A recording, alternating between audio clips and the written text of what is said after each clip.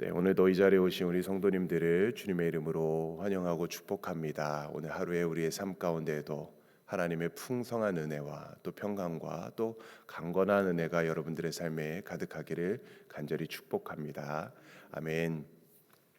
오늘 본문 말씀의 내용을 보게 되면 요셉과 그의 형들 그리고 베냐민이 함께 만나는 이야기가 오늘 말씀에 나오게 됩니다. 요셉은 형들을 보고 또 형들이 오자 기뻐하면서 잔치를 베풀게 됩니다. 그래서 청지기를 보내서 그들을 요셉의 집으로 인도하게 되었습니다. 자, 그런데 오늘 말씀을 보니까 형들이 불안해하는 겁니다. 오늘 18절 말씀에 보니까 이렇게 기록되어 있어요. 그 사람들이 요셉의 집으로 인도됨에 두려워하여 이르되 전번에 우리 자루에 들어있던 돈의 일로 우리가 끌려드는도다.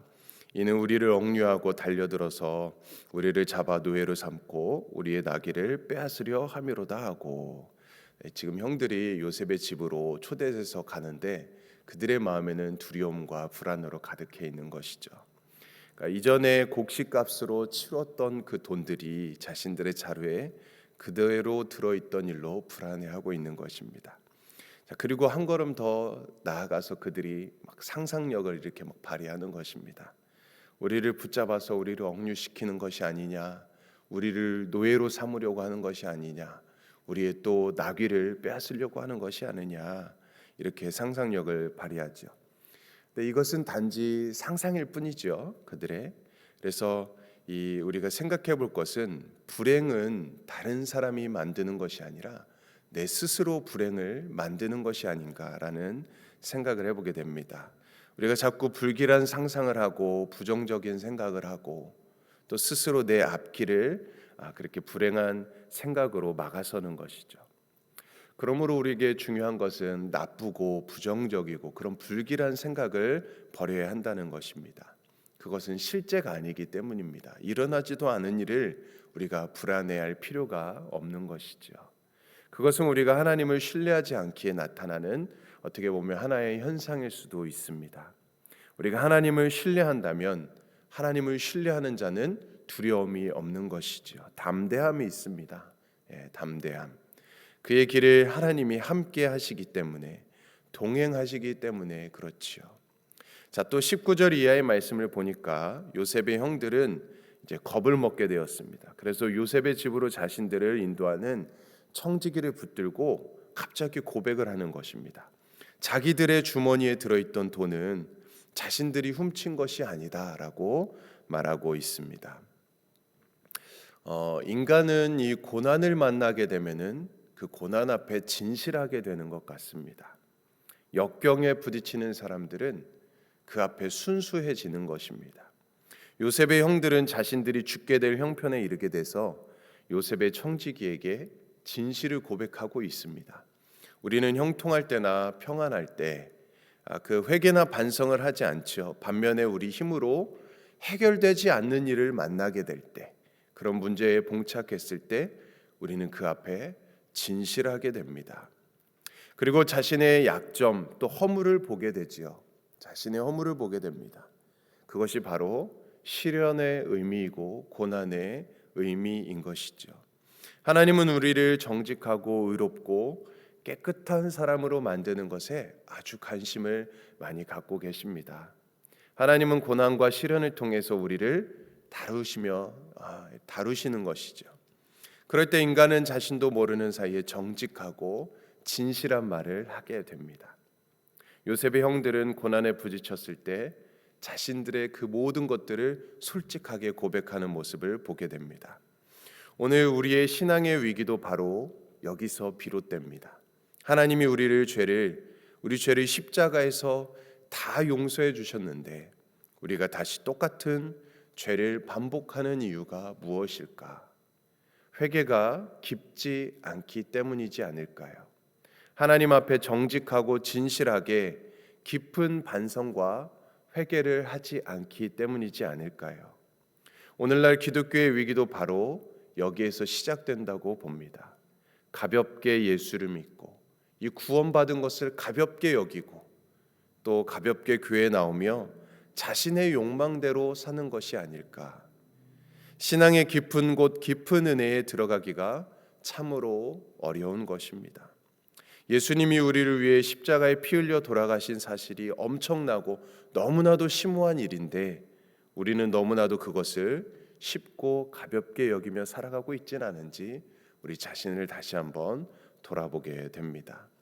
자, 그러므로 한계와 시련은 우리를 정직하게 만들고 하나님 앞에 우리 자신을 솔직하게 만드는 것입니다. 그리스도의 영원한 진리 가운데로 들어가는 도구가 된다는 그 사실을 고난이 역경이 그렇게 해준다는 것을 우리는 기억할 수 있기를 바랍니다.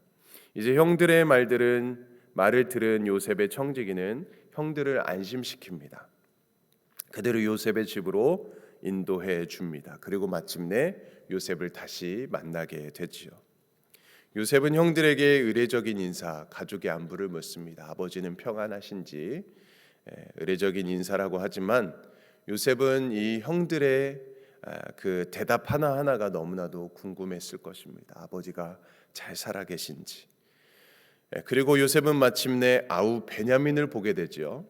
29절 말씀에 보게 되니까 요셉이 눈을 들어 자기 어머니의 아들 자기 동생 베냐민을 보고 이르되 너희가 내게 말하던 너희 작은 동생이 이 아이냐?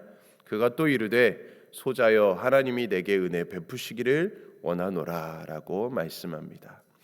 자, 여기서 우리가 눈여겨보게 될 그 말씀은 자기 어머니의 아들 자기 동생 베냐민이라는 말이죠. 많은 형제들 중에서 이 베냐민만이 요셉과 어머니가 같은 혈육이었습니다. 그래서 요셉은 형들을 사랑하지만 그러나 베냐민에 대한 사랑은 더 특별할 수밖에 없습니다. 하나밖에 없는 동생이자 같은 어머니의 소생이기 때문이지요. 자, 그래서 그 정을 억제하지 못하고 이 가슴 속에 불타는 그 마음을 누를 길이 없어서 안방으로 뛰어 들어갑니다. 그래서 실컷 막 울고 나오게 되지요. 자, 그런데 그 다음에 또 재밌는 장면이 나오게 됩니다. 33절과 34절의 말씀입니다. 그들이 요셉 앞에 앉되 그들의 나이에 따라 앉히게 되니 그들이 서로 이상히 여겼더라. 요셉이 자기 음식을 그들에게 주되 베냐민에게는 다른 사람보다 5배나 주매 그들이 마시며 요셉과 함께 즐거워하였다. 요셉이 자리를 앉히는데 그 나이의 순서대로 앉히게 되었다는 것이죠. 근데 이 맏형 르우벤에서 베냐민까지 정확히 나이 순서에 따라 앉힙니다. 이를 본 요셉의 형들이 좀 의아하게 여겼습니다. 그리고 이를 본 형제들이 어떻게 이렇게 나이 순서대로 앉혔을까? 어떻게 애굽의 총리가 이것을 알고 있을까 생각을 해보았습니다. 또 막내 베냐민에게는 특별히 더 많은 음식을 주었다는 것입니다. 어떻게 보면 요셉은 지금 형제들에게 힌트를 주고 있는 것입니다. 내가 요셉이다. 이쯤 되면은 형들은 눈치를 챘어야 하지 않을까 싶습니다. 이미 요셉은 자신도 하나님을 믿는 사람이다라고 또 그렇게 밝힌 바도 있습니다. 자, 그런데 형들은 알아차리지 못하고 있다라는 것이죠.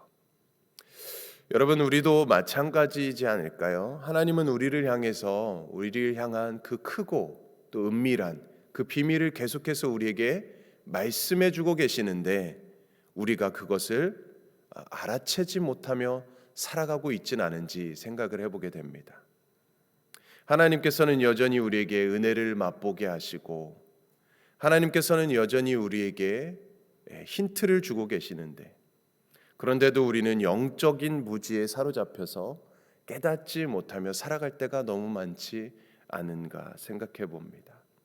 오늘 요셉의 형들은 애굽의 총리의 집에 가서 극진한 대접을 받았습니다.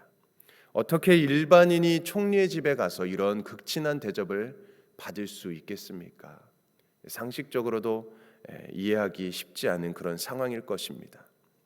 이 모든 것은 다 요셉 때문이었지요. 그런데도 형들은 요셉을 알아채지 못한 채 그 은혜를 누리고 있습니다. 오늘 우리도 마찬가지입니다. 우리가 아직 깨닫지 못했을 때, 우리가 죄인 되었을 때, 하나님과 원수 되었을 때, 예수님으로 말미암아 우리는 긍휼을 얻었고 그 은혜를 입었습니다. 너무나도 큰 은혜이죠. 또한 지금도 여전히 그 놀라운 은혜 가운데 우리는 하루하루를 또 살아가고 있습니다. 은혜를 받고 있음에도 우리는 여전히 원망하고 불평하며 살아가고 있지 않은지 다시 한번 스스로를 돌아봅니다. 여전히 형들도 깨닫지 못한 채 지금 살아가고 있습니다. 하나님은 그래서 가끔 우리에게 힌트를 주셔서 그 은혜를 알게 하시는 것입니다. 그러므로 우리가 오늘 미처 이해하지 못하고 깨닫지 못할지라도 하나님은 그 하나님의 은혜가 우리 삶에 가득하다는 사실을 우리는 기억할 수 있기를 바랍니다. 고난과 또 시련 속에서도 하나님의 그 충만한 사랑이 우리에게 있다는 것을 우리는 기억해야 됩니다. 오히려 고난과 시련이 우리에게 주어질 때 그것은 하나님께서 우리에게 주시는 무엇인가 뜻이 있지 않을까? 무엇인가 하나님이 우리에게 주시는 힌트가 있지 않은가를 우리는 기억해 봐야 합니다. 그래서 시편의 기자는 고난받는 것이 유익이다라고 말씀하기도 합니다. 그로 인해서 주의 율례를, 주의 뜻을 더 깨닫기 때문이지요. 사랑하는 성도님들, 그러므로 우리의 삶에 항상 주님의 그 은혜가 가득함을 기억하시고 우리가 고난 속에서도 또 기뻐할 때도 항상 우리가 믿음 가운데에서 하나님의 능력을 경험하며 믿음으로 또 감사함으로 살아가는 우리의 삶이 될 수 있기를 주님의 이름으로 간절히 축원드립니다. 아멘. 우리 함께 기도하겠습니다.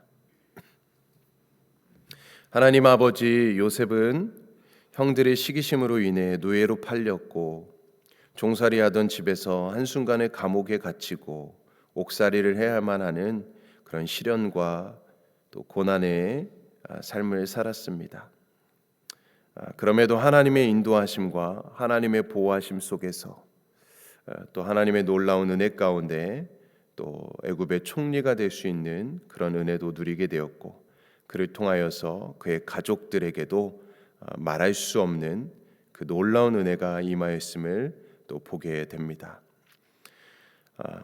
저희들의 삶의 자리 또한 어려운 일이 많고 어찌할 수 없는 기근을 맞을 때가 많이 있습니다만 그곳에서 함께 하시는 그 하나님, 우리를 준비시키시고 인도해 주시는 또 은혜 베풀어 주시는 그 하나님을 믿으며 오늘도 우리가 감사함으로 보낼 수 있도록 인도하여 주시옵소서. 주님, 오늘 우리의 삶의 자리에서도 주님께서 진정으로 원하시는 그 평화의 사람으로 또 우리 하루를 살아내기를 원합니다. 우리에게 힘 주시고 은혜 베풀어 주셔서 우리가 하나님 앞에 진실되게 또 정직하게 순수하게 주님만을 섬기며 주님만을 믿으며 살아가는 우리의 삶이 될 수 있도록 인도하여 주시옵소서. 감사드리며 모든 말씀 예수님의 이름으로 간절히 기도드리옵나이다. 아멘. 오늘은 우리 남미 지역을 위해서 기도하는 날입니다. 우리 멕시코 라준영 방주희 선교사님, 아르헨티나 김우진 박경희 강기한 이육 우리 선교사님들을 위해서 함께 기도해 주시고 특별히 오늘 우리 중앙지방회 모임이 우리 교회에서 있습니다. 은혜 가운데 잘 진행되고 마쳐질 수 있도록 기도해 주시고 또 우리 모든 가정을 위해서 또 우리 교회를 위해서 또 삶의 일터를 위해서 또 사업장을 위해서도 또 개인의 기도 제목을 위해서도 기도해 주시고 그리고 또 이번 주부터 양육반이 시작됩니다. 양육반에 참여하는 우리 모든 또 성도님들 정말 또 양육의 기쁨을 누릴 수 있도록 또 함께 해달라고 우리 모든 이 기도 제목들을 가지고 주님의 이름 한 번 외치며 간절히 합심으로 기도하겠습니다. 주여